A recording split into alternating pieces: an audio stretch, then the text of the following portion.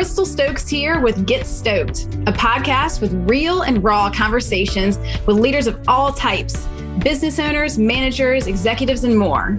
Get stoked by their honest and insightful stories and key takeaways that you can use to improve your leadership abilities. Now, if you find this podcast helpful, please subscribe and share it with others. Your support and feedback really makes a difference. Now, without further ado, let's dive in.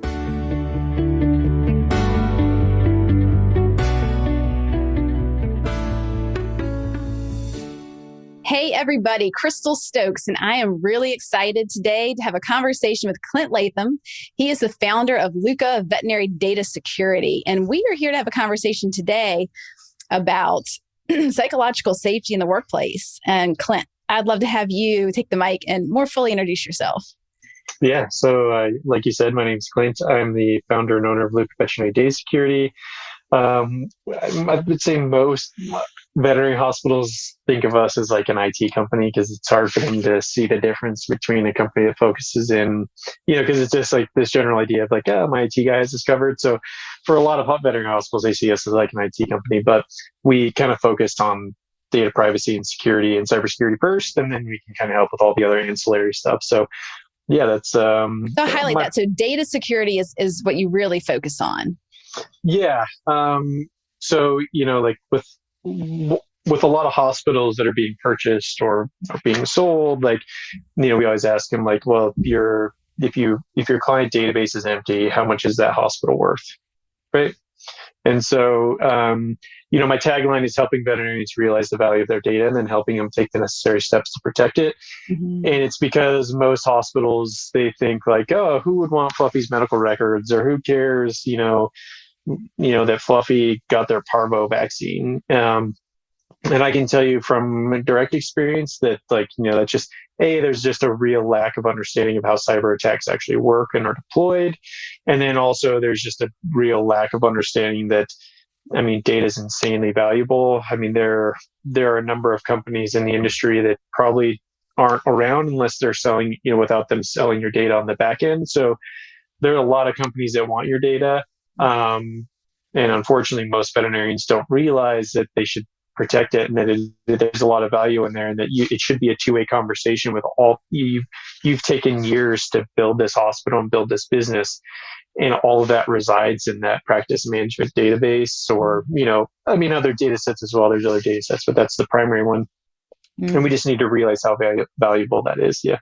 So how did you get into this? Because this is so niche, right? You think most people that work in security or IT, they might say, I just generally work with all types of companies, but you specialize in the veterinary profession. How did that happen? This is a long story. So how do I shorten this? If you would ask me 5 years ago, hey, you're going to be owning your company in vet med, and, it's going to be cybersecurity data protection focused, I would have told you you're crazy. Yeah. At the time I was going to law school and I had a coffee business and I was doing some other stuff. But long story short, while I was going to law school, I was working for another company. That company was selling. I needed another job and I was trying to navigate that. And I had dreams of grandeur that I was going to go to the Bay Area, like drink coffee, ride bikes, and do corporate law for like Trek or Specialized or one of these, bike companies. And actually ended up getting a job with a company a traditional IT company, like break fix stuff, right? Like, our printers are broken, that sort of stuff. There I was what we call the VCIO. And so I really got involved in like helping our customers understand their business model. And we had a few veterinary hospital clients, and we just started to grow that business. And so I became really, really involved with the veterinary profession through there, and kind of fell in love with it.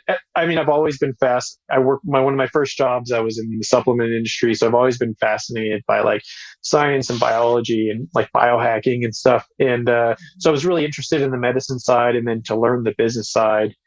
And then even, with the company I was working with, we tried our best, but we had some real, like now, like looking back on it, we had some terrible like security practices with our clients, and we would have made one mistake, it could have been pretty detrimental. And then also on the other side of that is that we were really expensive. And so I just saw this problem of a lot of hospitals being compromised from, ransomware or business email compromise or all these issues.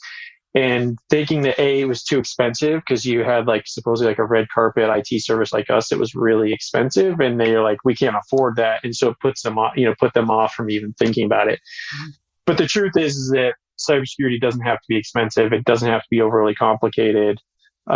We just have to start to take it seriously first. And so nobody was like really solving this problem, and had some friends in the vet space that were like, hey, we think we should we really think you should do this, and we want to help back you. And so here we are. Yeah. Awesome. I got to say too, when I first met you and connected with you, I remember checking out your LinkedIn profile, and I was surprised about the diversity. Like, okay, you studied law, and then you're doing IT and cybersecurity, and then you also had the veterinary side, and then getting to know you, like, Colorado and biking, and there's a lot going on there. So you definitely have a lot of interest, a high energy man. So let's go ahead and get right into the topic today. So psychological security. Tell me, what do you see as the core problems from your perspective? Yeah, so this is actually really unique because I think this stems with the problem with cybersecurity professionals in the industry as a whole, is where the core issue starts. There's an entire month dedicated to cybersecurity awareness month. I think it's October. And it's stupid, in my opinion, because all we talk about in the industry is how can we get people involved and teach people about the latest threats and all that jazz, right? But I think this is a perfect example of why this doesn't work. I am somebody who thinks about this stuff 40 hours plus a week, right? Like all the time. I mean, we get emails and calls from people having these sorts of problems all the time. And one day I was traveling while going to, I think I was speaking at a conference, and I was actually working on another larger project with another like audit firm. And the guy I had been working with, we had been sending some sensitive information back and forth, and it had to all be secure. And so, I'm sitting in the airport, connected to my phone. I've got my basic protocols in place, and he sends me an email, and he's like, for this project and this customer, I need you to take a look at this document. And I just need your feedback. Like, where do we move this? Like, how do we move this forward? Okay. Thinking he's being vague because there's sensitive info in there. And I'm like, not a problem. I click on the link, and it takes me to what looks like an Office 365 share file link. And so it's asking for my credentials. I key my credentials in, and then it's just a generic like FBI document. Like it's like it's like the rules that govern the FBI or something. Like you can pull from the FBI's website. And I'm like, this is weird. Like what? This is the next thing I know, I start getting these requests on my phone for 2FA, basically trying to access my email account. So what had happened is a hacker got a hold of this colleague of mine's account, watched our communication, and thought, okay, I need to get this guy's info too, because he's got access to a lot of sensitive data. And she, whoever watched our communication, crafted an email that looked like something we were doing all day, every day. And it tricked me, right? So I'm somebody who thinks about this stuff all the time. But these people have to be one step ahead. So imagine you're a receptionist or an associate doctor or a vet tech. How often are you thinking about this, right? Like every 6 months you can go through training to learn about the latest threats. But it's not going to make a difference when you're in over your head and they do something that it takes advantage of situations that you're used to and comfortable with. You're going to be up a creek, right? And so I realized that the biggest problem is actually not, it's not that we need to train our staff on the latest threats. It's that we need to have basic things in place to protect us, right? Like, so in my case, I had 2FA enabled. So sure, they got my password, but they couldn't get access to my account because they needed that unique code. I could change my password and no harm, no foul, right? And I was able to correct that situation pretty much immediately. But if I'm like most hospitals that don't have even basic protections in place, and then I make a mistake, and the culture within the hospital is so much that because maybe I should provide a little context. I can't tell you the number of hospital managers and owners that have called us post-attack, and their first words out of their mouths are, I can't believe Sally or Johnny made this mistake. I never would have done this.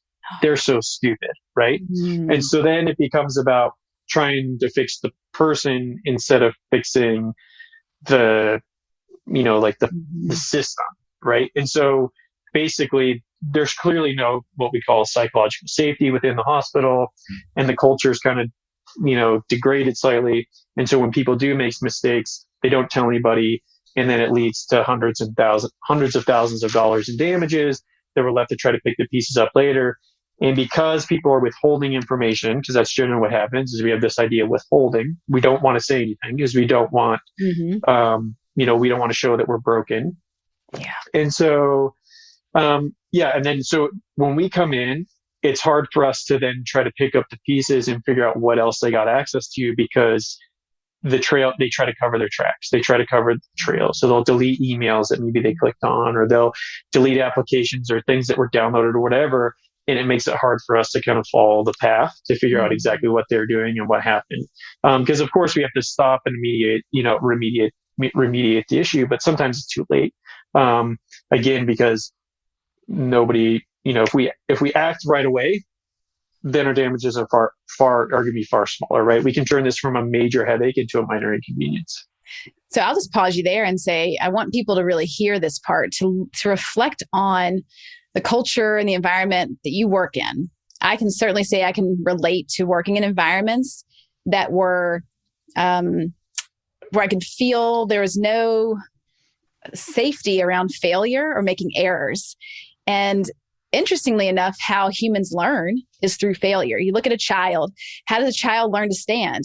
They fall over like a million times, right? Failure is a part of learning. So having a culture where failure and mistakes are just expected, that we know that it's going to happen, creates a sense of safety. But when we work in an environment where there's just blame and pointing fingers and shaming, it creates a sense of fear and withholding, that now I'm not going to tell anybody that I just did that. I'm going to try to cover it up, make it look like it didn't happen, do everything I can to fix it. And your point is that if you can foster psychological safety in the workplace, and there's so many different ways to do that, we're going to talk about that in a minute. But from the point of view of security, cybersecurity, if that one person that had clicked that one email that they had no idea was being hacked, if in that moment that they realized it was a mistake, they had the safety to come to their manager and say, hey, this happened. And their manager had the wherewithal to say, it's okay. Let's just go ahead and take the next best step. And we're going to call Clint. And then you can swoop in quickly and address the issue and put the fire out fast, versus blaming and the person deleted everything and they can't find the data. So I really like the point you're making. And if there's anything else you want to say around the downsides of the lack of psychological safety, or if you want to move into ways companies can build more psychological safety, whichever direction you want to take it, be my guest. Oh yeah, the downsides. I mean, I think the downsides are tenfold, right? Because then, I mean, I think like we can tell right away when we go into a hospital that has like a good culture. And actually I'll pull up a quote here because I would love to take credit for this idea, but it's definitely not me. So there's a organizational behavioral scientist called Amy Edmondson at Harvard University. Yeah, I love her. And she kind of coined the term psychological safety, and she defines it as a shared belief held by the members of a team that the team is safe for taking interpersonal risks. So like taking risks with our other colleagues, right? Like we can take risks and know that we're kind of together. And as somebody who's, I think, this is also a controversial statement, but I also believe that social media has also destroyed what little community we had left within our own social constructs as like being Americans or being Californians or Coloradoans or somebody who lives in Golden. Like we've really lost this sense of actual like interpersonal communication and building community and structures together. And then I think we're seeing that also at like the business level, in that there are a lot of technology and tools that can be useful, but a lot of them also have negative impacts. So somebody who's very interested in data privacy and security as well, because they kind of go hand in hand with what we do, also see a lot of the negative impacts that a lot of these other tools have. I think that's a whole other conversation, but I think that I mean, there's a lot of, I think, general societal things that we need to think about first, as well, that go deeper. But I think the good news is we can start at the hospital level or at the business level.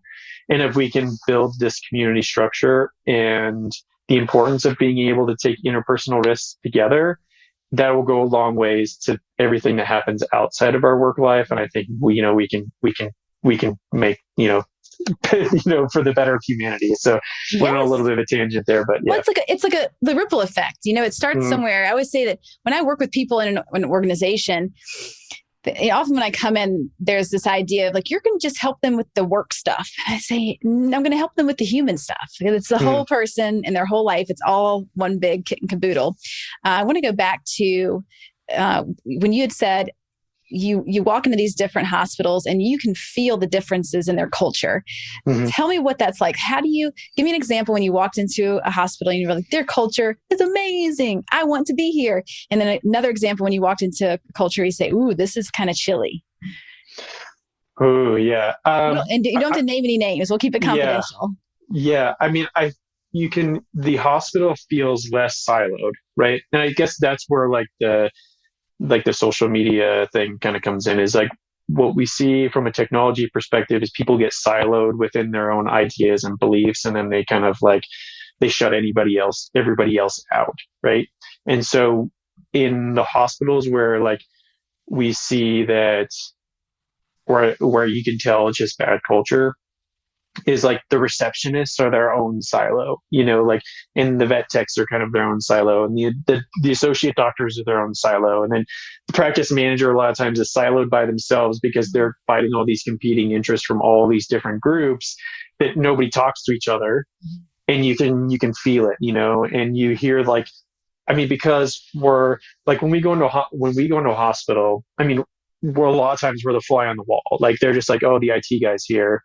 And you'd be amazed at the conversations you hear about about the different employees and the different staff, where when we go into a hospital that, nobody's perfect, but that really are clicking, you see more of a camaraderie. It's just you see people kind of razzing each other and having fun. And there seems to be more open communication between the different groups. Especially, I mean, even on the small things, if you go to a receptionist and you ask them for something, in these silo groups, hey, we're working on this computer in the back. Where would we find this info? I don't know. You have to go talk to you have to go talk to the practice manager, right? Where they're oh, I think I know where I can find that information for you.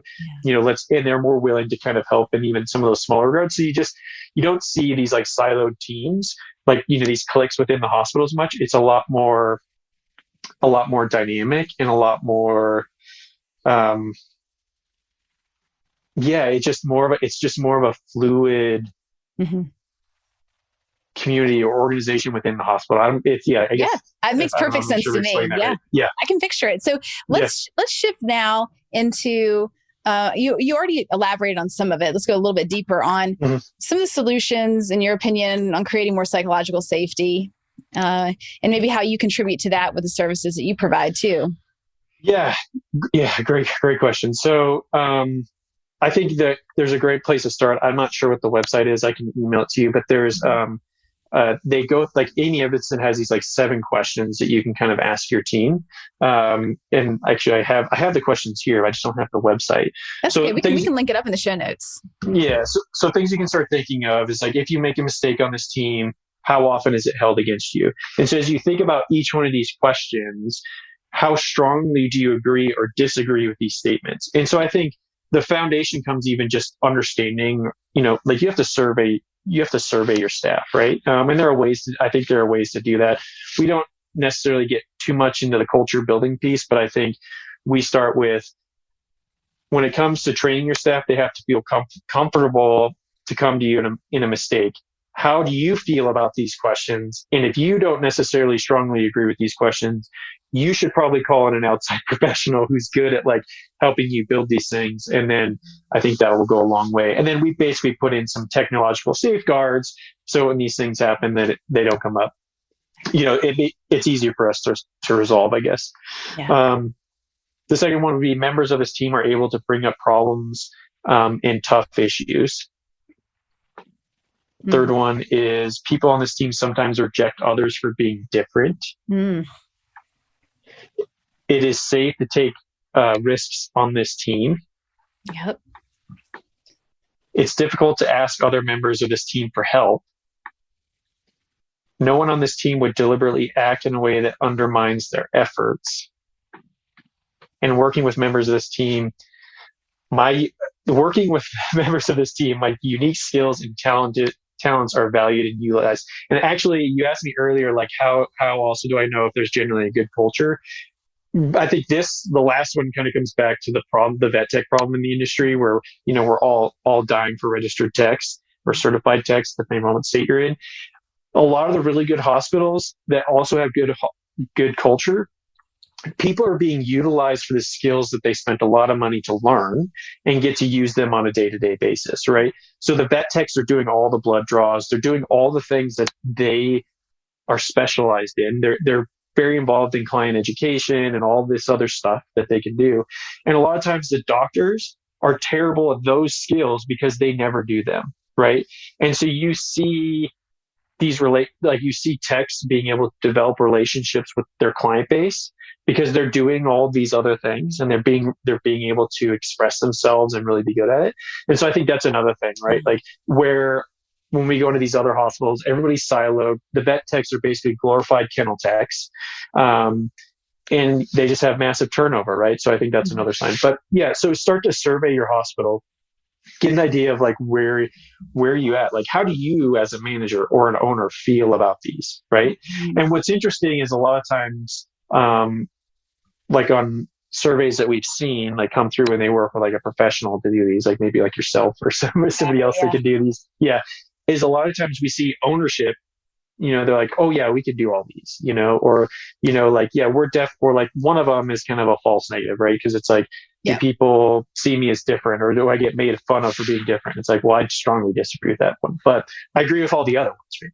Right? But then you'll see staff that says like, oh no, like no, I don't feel any of this goes on, and so you see this complete disconnect between ownership and the staff. So you kind of have to start by measuring your problems first before you can even start to make a difference.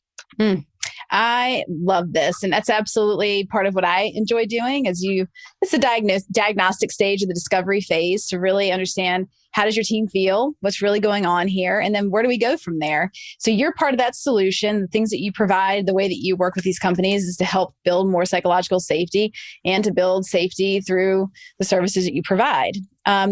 Is there anything you want to say about your services just in a nutshell before we move into a couple of rapid fire questions? Yeah. I mean, I think, again, you can't know what your cybersecurity posture is unless you measure it, right? Like we can't know what our psychological safety or culture within the hospital is unless we measure it. So a lot of people think like, oh, it's terribly expensive or it's overly complicated. No, like we can come in and we can measure your cybersecurity posture. We can tell you what your risks and gaps are, right? I mean, not to throw the IT guy under the bus, but most IT guys get really afraid when we come in because again, there's this idea that they're supposed to have everything covered. But we understand that like, no, like they're working really hard to make sure your printer isn't broken and that you can print labels and that you can have access to the internet and all these other things. And they're trying their best to shore up work with you and tell you the importance of closing some of these holes that they know are security risks. But a lot of times until a third party comes in and tells you, hey, these things have to change, it doesn't change. And so a lot of times you'll get and I think the White House issued a letter last June that said, like, here are the top 4 things that every small business in the US should do. And number 3 was check your IT team's work, right? And so we can help you verify that stuff. And we've done this enough. So we know, like, if we get the pushback, we can work with them and make sure everything's kosher at the end of the day. But so if it all starts with a measurement and we can help you measure that. I love it. It's so flexible. It sounds like you customize it depending on what they need. You can just be an adjunct to what they're already doing. You're not there to replace anybody. You want to work alongside them. And I think that's fabulous. So to move into a couple rapid fire questions, I'd love to know, being a busy man, that you own your own business, you work in this field that I'm sure keeps you on your toes. Do you have any, daily, weekly rituals or habits that help keep you at your best? Yeah. I love, before we were recording, I talked that I own like a coffee business. So I'm really into craft coffee. So every morning I have like an espresso machine and the whole deal. But like espresso it's very much an art in a process. And so like every day there's like this fluidity to, it's not just slamming ground coffee in and like pressurizing it. Like there's a whole art to the process. And I think, so there's that, like that's just part of my daily routine. And also working out. I feel like physical activity is massive, especially when you have a computer job. So like being able to move. So like this morning I went for a mountain bike ride. In the winter, I'll maybe do like a sunrise backcountry skin, so like climb up the top of a mountain, watch sunrise, ski down, so try to stay active. You live in the perfect spot for that. I very much sympathize too. I am a major coffee fan and lover, and I'm also very physical. I'm the same when being behind a computer all day. I feel like a pent up dog that I've been in the house and I can't wait to get outside and play. It feels so good to have that kind of balance. So I'd love for you to share those tips and tell me about your pets. So currently right now I just have one dog. His name's Odin. Actually, I have tattooed on my knuckles. So his name's Odin. We just got him August of last year. So we had 2 Yorkies before. Actually, if anybody's seen me speak at any one of the conferences, I always have a slide of the 2 Yorkies because, they lived to 15, 16 years old, and they were probably the greatest teachers I've ever had in vet med, especially when one came down with cancer and understanding working with the oncologists and all the specialists and having all those teams working together to kind of provide a real better quality of life for our pets. I mean, greatest teachers I've ever had in vet med. Odin, he's a Woodle. He's soft-coated wheat and terrier poodle mix. And then we had the 2 Yorkies, but unfortunately we lost the last one last year. So. Oh, that's a really good name too. I like that. All right. So for people that may be listening today, if they're interested in just learning more about what you do, maybe they want to have you check what they call the posture of their company right now, or even just start a conversation. I'd like to also mention when I met you, something I found immensely helpful is how you were so generous with just sharing information. You listed all these different conferences, trying to get me oriented to that aspect of the veterinary profession that I had not really thought much about. So incredibly helpful. I think that you have the kind of mind that organizes information in a way, and then you're able to share it, makes it very, very helpful. So I would encourage people to reach out to you. You're very generous. You're happy to share and connect. So for those who are looking to meet you, what's the best way for them to find you? Yeah, so if they're looking for more, if we have a free ebook called 5 Simple Steps to Protect Your Practice. So if you want to figure out, what are some things I can do to start better protecting my hospital from cyber attacks, you can go to our website, which is www.lucca.vet. There's a button there that you can, download our ebook for free. And it's things that, little costs to basically, some of them have a small cost, little, $10 a month, $15 a month, and things that are free and free tools that you can use to help keep yourself safe. And it's stuff you can implement over a week and slowly take your time, but really can have the biggest bang for your buck. If you follow us on, also, there's a tab there called Cyber News. So every week we put out a new article just about the latest things in cybersecurity and vet med and what's going on and what are some things you can look out for. So there's, 100 articles or something there if you're interested in learning more about it. And then, if you follow me on LinkedIn, I'm on LinkedIn. You can just search for me, Clint Latham. And we share those. I share those articles there on LinkedIn, and then also weekly tips and things. If there's a 0 day, there's this attack for the iPhone called Pegasus. It was a major issue, and all you had to do is update. But if you don't know, you can't update your phone to protect yourself, right? So it's free, but you have to know about it. So we try to keep people up to date as to what's going on so that, we as a community are as safe as possible. Oh, sharing is caring. Yeah, exactly. Yeah. And for anybody that's trying to type this in, just in case you're wondering, Lucca is spelled LUCCA.vet. And I'll put all that stuff in the show notes. We'll try to link up those 6 questions that you listed as well for the psychological safety too. So, Clint, it's been fabulous to have you on today. I really appreciate your time and your expertise. Awesome. Yeah. Thank you for having me. I appreciate it. Anytime. Thank you for joining me today. I hope that you feel stoked after listening to this episode. And as always, I would love to hear your comments and feedback. Is there a topic that you want to know more about? Please let me know. And thank you again for subscribing and sharing your favorite episodes with others. It really means a lot.